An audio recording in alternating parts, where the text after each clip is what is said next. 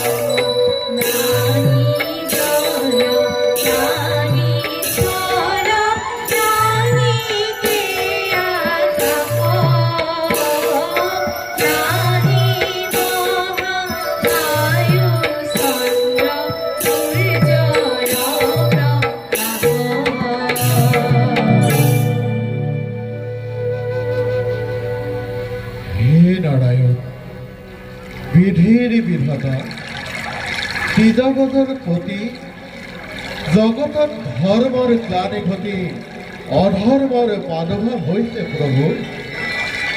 দুষ্ট দৈত্যৰ অত্যাচাৰৰ সীমাৰেখা পাৰ হৈ গৈছে প্ৰভু।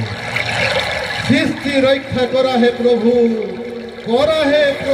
দুষ্ট বিনাশ।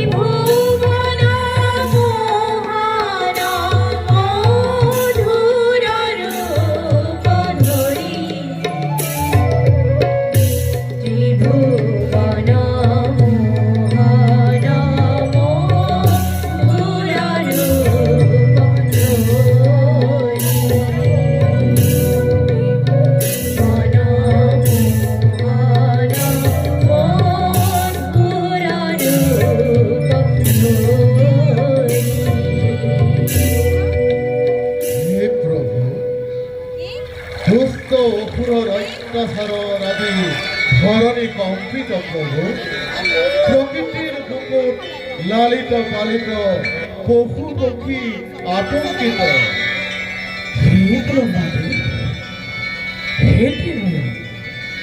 নকৰিব চিন্তা, সকলো বুজিছো। ধৰণীত হৈছে অধৰ্মৰ পাপী। সেয়েহে মোৰ এক নতুন অৱতাৰৰ হ'ব প্ৰয়োজন। অতি পলকতে দূৰ হ'ব ধৰণীৰ পৰা অধৰ্মৰ প্ৰাদুৰ্ভাৱ।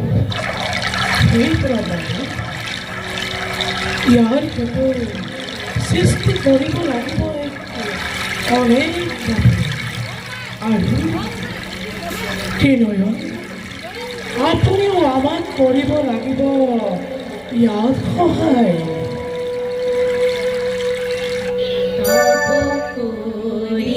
I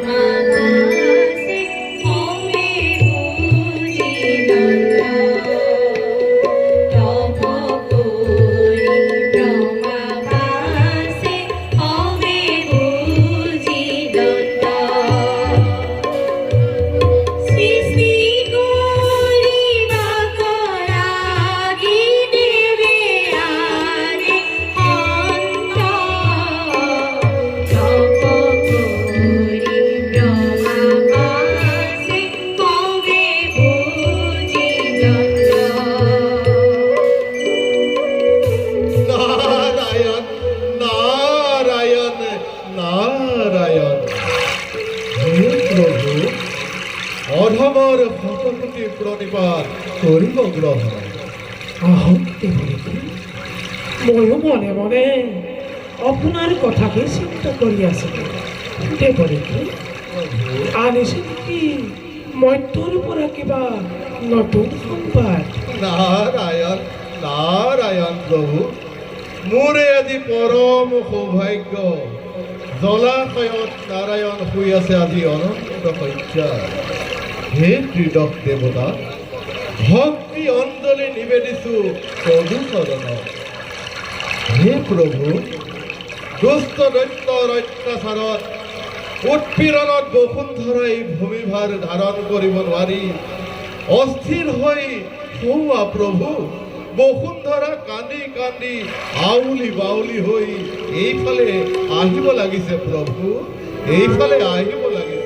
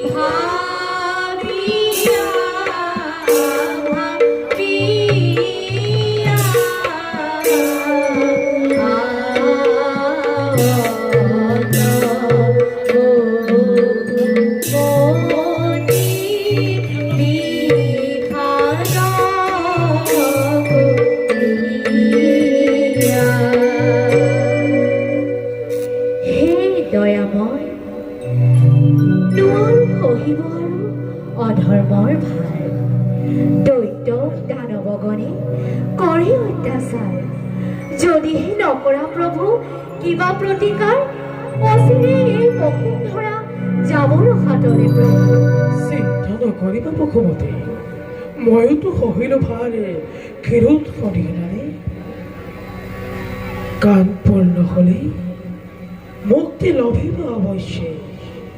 ভূমিভাৰে নিমিত্তে মই কৰিম একে নৱ ঘোষণা, একে নৱ অৱতাৰ।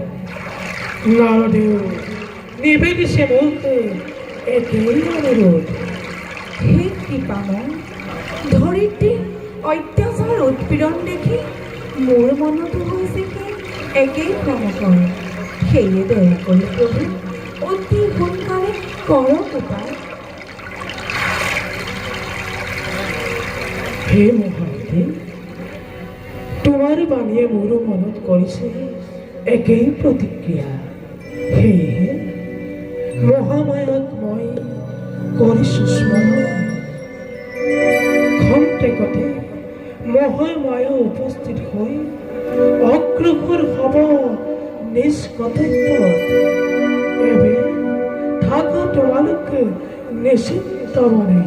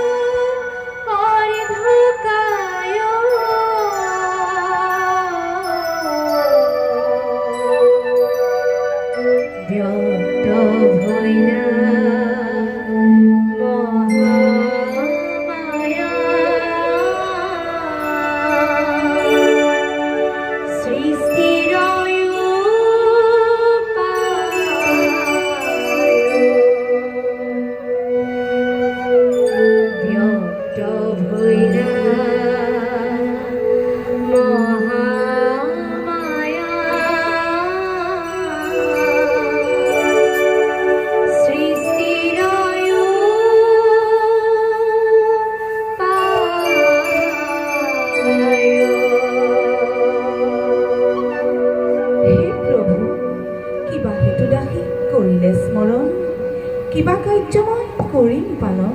মহামায়া পৃথিৱীত অন্যায় অত্যাচারের উৎপীড়ন চলিত ফিরেছে ধর্ম রক্ষার ক্ষেত্রে অবতীর্ণ সম্ময় ভারত ভূমি তুমি গোকুলের যখন গর্ভত যুগ মায়ারূপে অবতীর্ণ তথালিতে দেবর্ষী কূটনীতি সত্য পরিবার নিমিত্তে তুমিও নামিব লাগিব মথুরা নগরী ইন্দ্রাদি দেবগণ মনুষ্য রূপে লভিত জন ভারত প্রজাপতি হজু অভিষিক্ত দেখে মানব সমাজ সংঘাতের মাঝে হব সত্য প্রতিষ্ঠিত জগতপিতা আপোনাৰ ৰাজ্যতে ধৰণী ৰক্ষাৰ হেতু পালিমান সকলো আদি কাৰ্য পালিবৰ বাবে ভাৰত ভূমিলৈ অৱতীৰ্ণ কৰোৱাৰ বাবে এই দাসে বিচিত্ৰ সুখ পাইলো মনত কৰি ইয়াৰ তাৎপৰ্য নোৱাৰিলো বুজিব একো সেই সৃষ্টি দেখি আদিতে ময়ে আছে হে মহাদেৱী তোমাৰ বাণীয়ে মোৰো মনত পৰিছে একেই প্ৰতিক্ৰিয়া হে নাৰায়ণ সৃষ্টিৰ অন্তত কিবা আছে অবকে বুজিব পৰা নাই একোকে প্ৰভু এই কৃপাবৰ সৃষ্টিৰ অন্তত তেনে কিবা অভাৱে বুজিব নোৱাৰিলো প্ৰভুৱে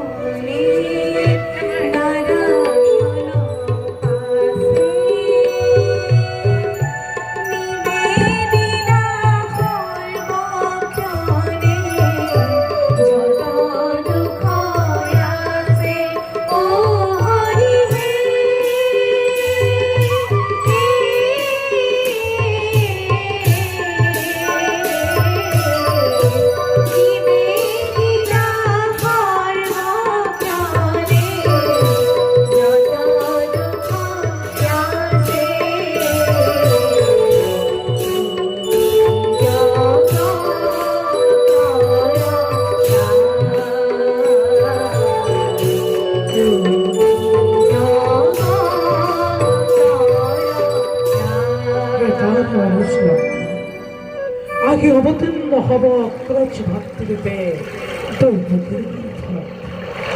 দৈবকের গর্ভরে হে প্রভু মহামায়ায় পরিবাহন স্থান দেবা রোহিণীর গর্ভত দৈবকের গর্ভজাত সপ্তম রোহিণীর পুত্র পরিমুখ জানিব জগতে মই নিজেই কৃষ্ণ অবতার হয়ে জন্মলম দৈবকীর অষ্টম সন্তান